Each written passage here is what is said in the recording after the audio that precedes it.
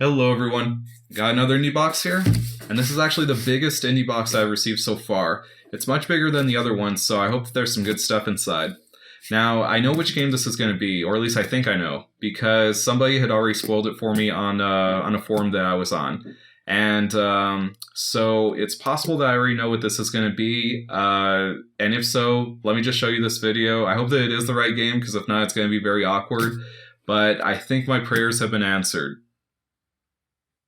But I think Guacamelee gives them a lot of legitimacy because they've proven that they can handle these big indie games. So let me just make this little request. Indiebox, get Axiom Verge. I know you can do it, I believe in you.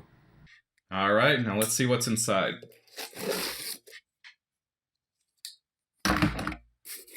Let's see here. Could it possibly be? Are my prayers answered? It is. Axiom Verge. Oh my god. I never thought that they could do this. I seriously, it boggles my mind. How did they make this happen? It didn't release that long ago, and this is amazing. They could do anything. It feels like they gave this game directly to me because, I mean, I asked for it, and then now I got it. Oh, this is incredible. And again, I have no connection with the people at Indiebox. I did not know that this game was going to come out. There's no way I could have known that it was going to come out and for Indiebox. But this is incredible. Wow. They can really make anything happen. That's amazing. All right, anyways, here's the Steam key for those of you, well, for the one of you who gets this game. Make sure to let us know how this game turned out for you. But I've really been wanting this game because it has been said to be one of the Metroidvanias that you must play. Holy crap, this is a huge box. There isn't anything else in here. It's just this. Okay, I didn't expect that. I thought that there was going to be like a, I don't know, a plush figure or something in there. Wow, that is a big, big, big box. All right, let's see if we could open this. Wow, this is amazing. By the way, I hear this game, I mean, I've seen it has pretty much universal acclaim. Everybody likes it, so hopefully it's very good. I'm really not worried about that part. Let's see what this came with.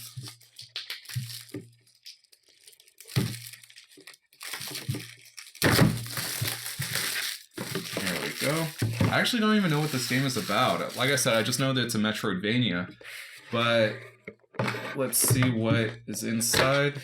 And it also seems to be some sort of a sci-fi adventure. Like, it has a very H.R. Geiger look to it. Oh, this thing looks amazing. Wow.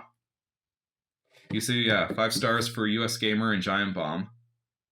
Amazing. Limited edition. Okay, so now it looks like they've got like up to 3,000 subscribers.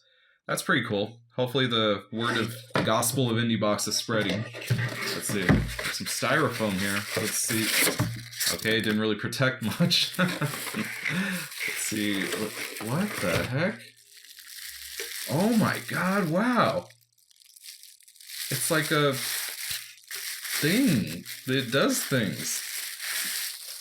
Okay. Wow. And this is not cheap material. This is, it's not plastic. It feels like it's almost like pottery. It's very cold, but it's not metal. I'm wondering what that is. Well, I know that that's pretty much like what was on the front of the cover, but oh, it looks like there's a base to it. Let's see. Take this off.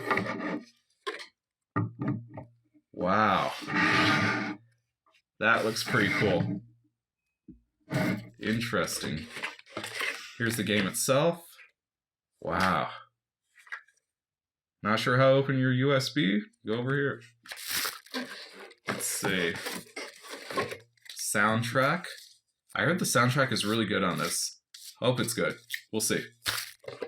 And instruction manual. Very nice. This thing has a very, very Super Metroid look to it.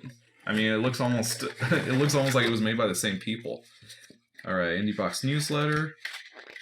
What is that thing? That is, oh, it's a bookend. Okay. Okay, that makes sense. Nice. Our first custom figure. Wow. That is pretty cool. Alright. Then there's a sticker for Indiebox. That's cool how they replaced the O right there. Very nice. Another sticker, it looks like. I don't like it when they include stickers. I don't know, that's just me that... I mean, like, maybe I said this before, but I'm not 7. I mean, I don't really have a use for stickers or anything.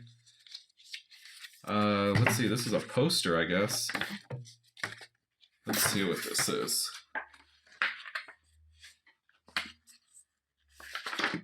Oh, wow.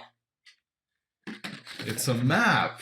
The one thing that I needed in original Metroid. Wow, it's a map of the whole thing. Cool. I could use this. Oh, and I don't know. To be honest, I don't know. There's something about maps and guides that are printed. There's just something about them that I really like. That it almost feels...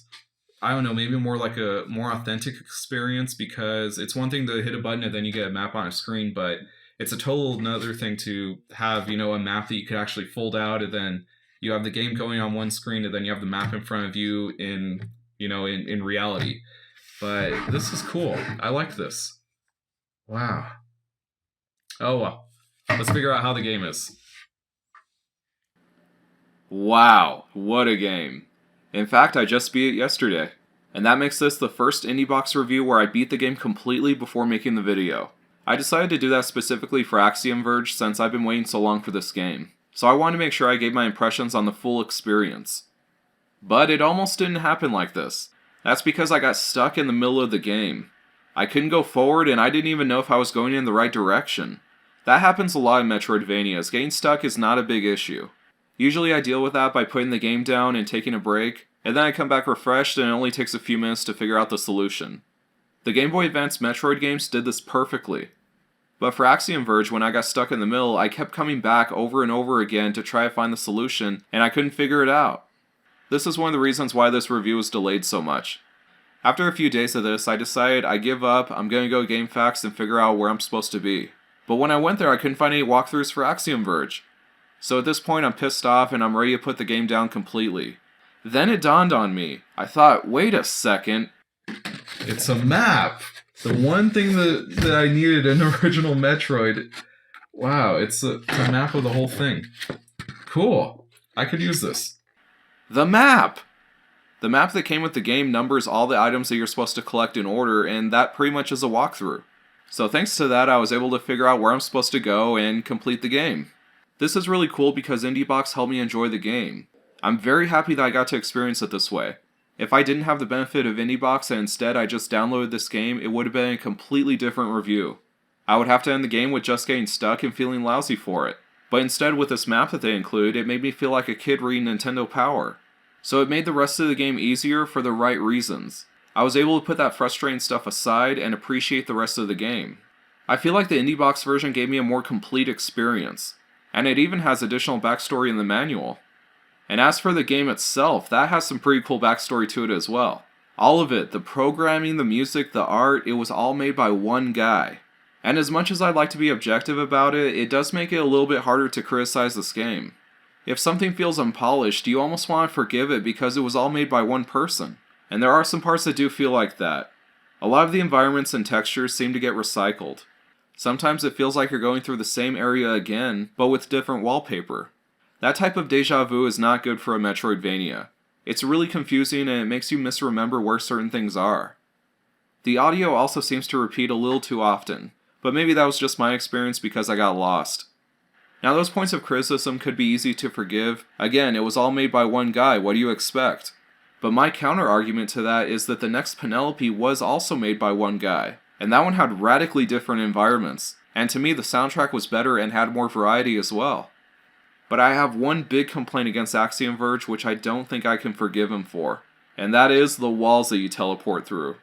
You see, there's a power-up that you get very early on in the game which lets you teleport through walls if they're thin enough. This mechanic is used heavily in the game, but it only makes things more confusing. As a player, when I see a wall, that tells me I can't go in this direction any longer, and I have to find another way around. There's a formula to making a good Metroidvania title, You have to use doors, keys, and abilities very strategically, and it has to be communicated to the player clearly. I know it's not a rule set in stone, but the use of walls instead of doors upsets the balance of the game, and adds some needless frustration. I would have preferred if he went with the Metroid approach where weapon power-ups open doors or a system of keys. And there actually is one area in the game where you need a key to a door, but it's only used once. Even though I'm criticizing this game, don't think I'm saying this is a bad game. There is a lot to like here. It does add some gameplay elements that we haven't seen in other Metroidvanias that work really well. The pixel art is amazing. But even though a lot of reviewers are comparing it to Super Metroid and claim that it's better, I disagree. I think they're wrong. I feel that Super Metroid was much more balanced, diverse, and engaging, and I just played through it last year for the first time, so it's still fresh in my mind. In fact, I don't even think Axiom Verge is the best Metroidvania to come from Indiebox.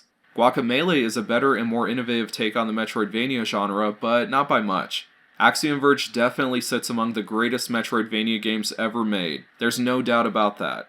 And hell, if your game is even mentioned in the same sentence as Super Metroid, then I think your game's doing alright. I would recommend Axiom Verge to anyone. And lastly, yes, before I finish this video, I understand I am very, very late with Indiebox reviews. And I don't expect I'm ever going to get any better at that. But that's one of the ways you can be sure I'm not in their pocket. If I was, they would have fired me by now. But I am going to hustle and try to get us back on track. That is good and bad news though. The bad news is that you're going to see a little bit more Indiebox content. But you see, I don't want to have too much Indiebox stuff coming through. So I want to make sure to have a few videos of other stuff in between. And that's why it's good for you guys, because you're going to see a lot of content pretty soon. So I better stop talking and get on that. Thank you so much for watching, guys. I'll see you next time.